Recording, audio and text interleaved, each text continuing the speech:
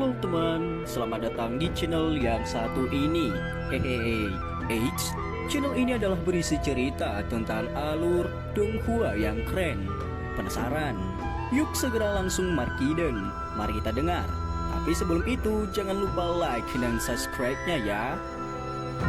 Battle Talk to Heaven.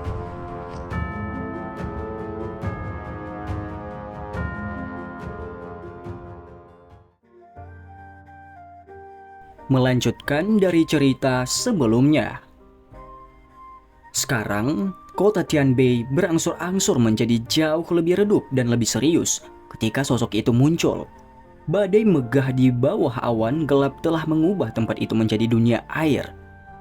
Badai datang deras dan mendarat di gedung-gedung, mengeluarkan suara yang jelas saat itu. Dalam sekejap, seluruh kota mengeluarkan suara detak terus-menerus.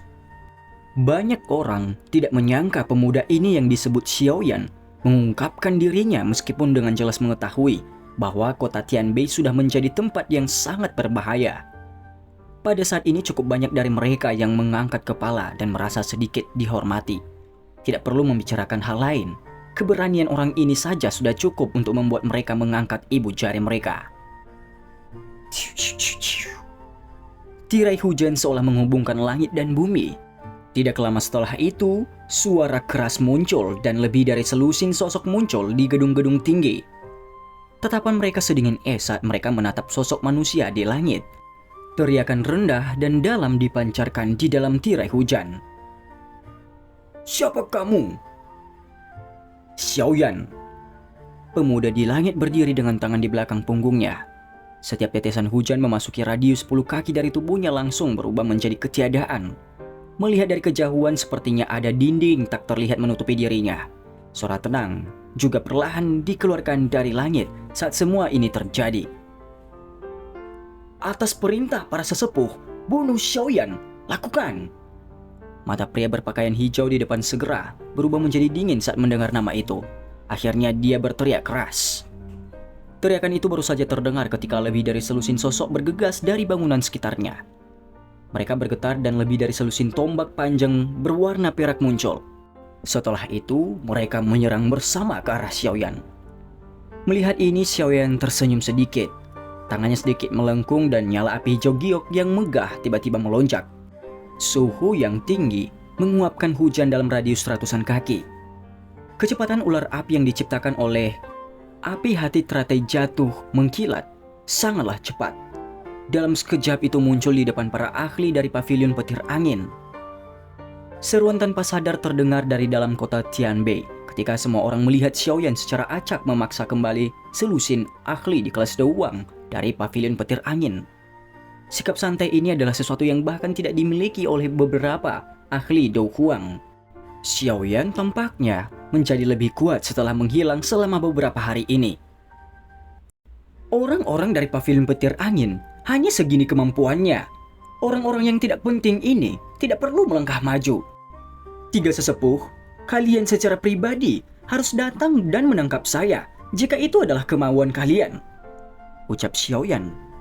Mata tajam Xiaoyan tiba-tiba melesat ke arah klan Han setelah secara acak mengalahkan lebih dari selusin ahli dari pavilion petir angin. Teriakan dinginnya masih bergemuruh di seluruh kota Tianbei meskipun itu adalah hujan deras. "Kamu adalah anggota pertama dari generasi muda yang kami bertiga telah bergandengan tangan untuk menangkapnya sejak kita menjadi tetua pavilion utara." Suara samar yang samar-samar membawa seutas guntur bergemuruh perlahan bergema. Seketika, tirai hujan di langit sepertinya telah terkoyak oleh tangan yang tak terlihat. Tiga pria tua itu melangkah melalui udara kosong saat mereka berjalan perlahan. Xiaoyan melihat itu dan melihat ketiga pria tua itu melangkah di udara dan menuju ke arahnya. Aura orang-orang ini sedikit lebih kuat dari Chen Yun. Dari tebakannya, kemungkinan mereka semua adalah bintang 5 Douzong. Selain itu, pengamatan Xiaoyan tentang aura seorang lelaki tua dengan alis panjang berwarna perak, kemungkinan dia telah mencapai puncak bintang 5 Douzong. 3 bintang 5 Douzong muncul sekaligus. Selain itu hanyalah kekuatan pavilion utara saja.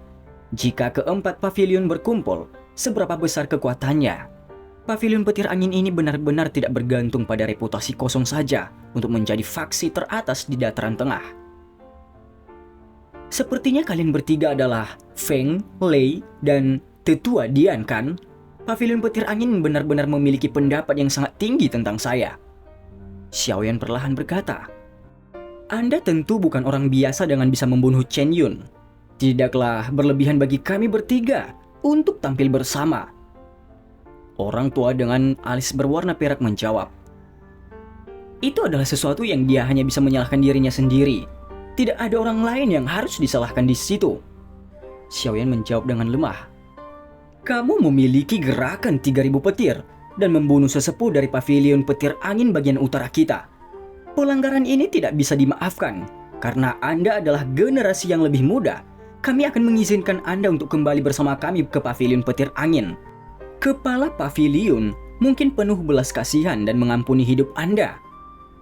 Seorang lelaki tua dengan banyak petir yang dijahit di pakaiannya dengan dingin berteriak, Jika saya pergi ke sana, saya mungkin benar-benar tidak memiliki sarana untuk bertahan hidup. Xiaoyan tersenyum saat dia menjawab, Mengapa kita membuang-buang nafas untuk orang ini? Ayo tangkap dia dulu. Kepala pavilion berkata bahwa siapapun yang membunuh anggota pavilion petir angin, dia harus membayar harga untuk itu.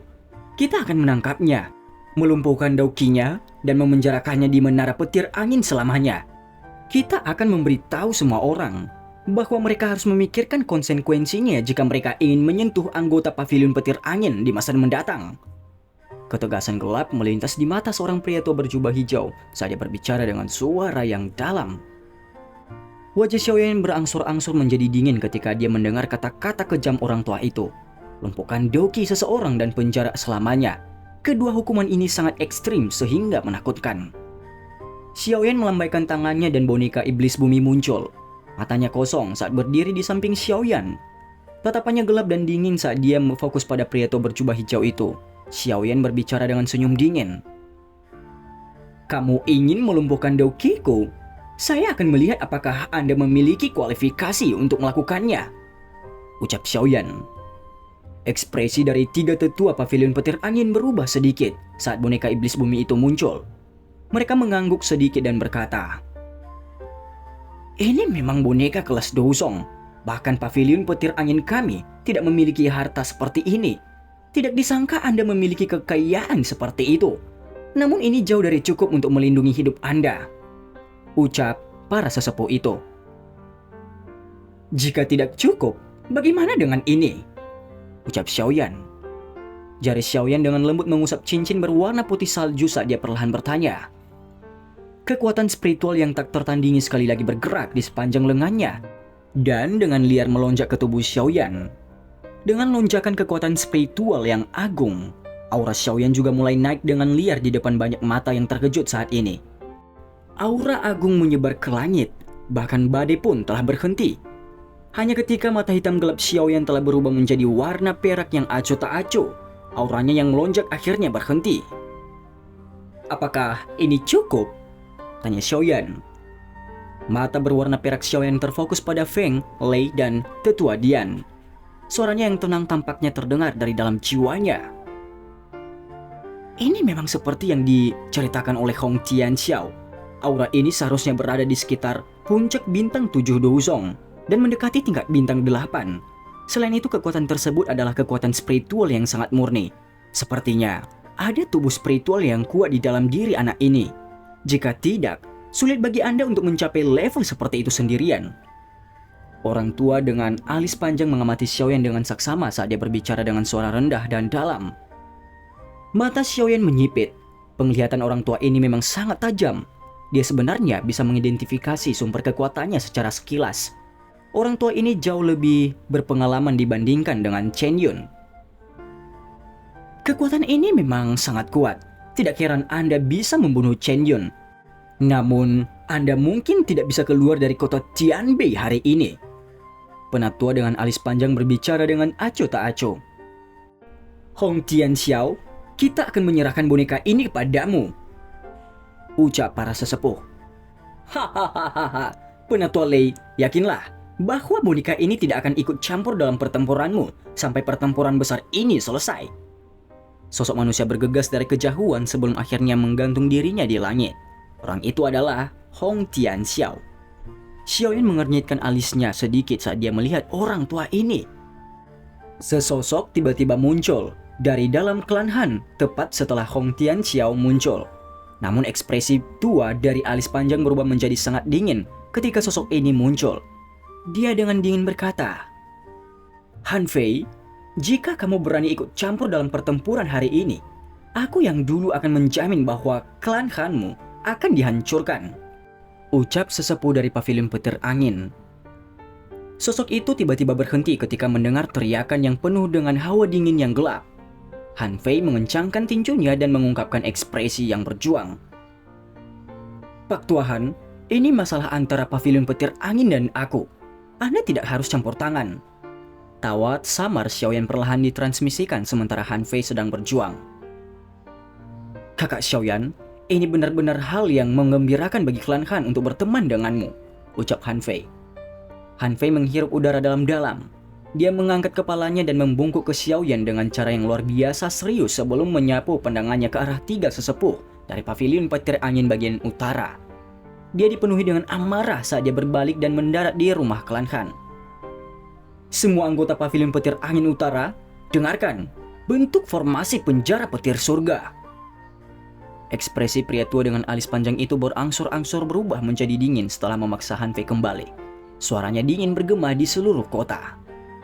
Teriakan baru saja terdengar ketika banyak suara hormat segera dikeluarkan dari seluruh kota Tianbei. Kilatan kilat berkedip-kedip dan tiba-tiba berubah menjadi halilintar yang melesat ke langit. Itu menerobos ke dalam awan gelap yang tebal. Sesaat kemudian cahaya perak yang menyilaukan tersebar. Petir yang tak terhitung jumlahnya turun dari langit dengan cara yang padat. Mereka tampak seperti penjara membungkus seluruh area dalam jarak 1000 kaki di sekitar Xiaoyan. "Terlepas dari mana asalmu, menyerah adalah satu-satunya pilihanmu." Petir terang perlahan melonjak keluar dari tubuh ketiga sesepuh. Segera mereka berubah menjadi pilar petir besar yang melesat menuju awan. Segera kilatan petir di sekitarnya menjadi beberapa kali lebih padat. "Selain itu, kamu hanya akan mati," ucap sesepuh dari pavilion petir angin itu. Teriakan dingin itu dipenuhi dengan aura pembunuhan di bawah latar belakang petir yang menyebabkan hati seseorang bergetar. Dan cerita pun bersambung. Terima kasih telah mendengarkan Mimin sampai akhir ya. Dan jangan lupa nantikan cerita selanjutnya.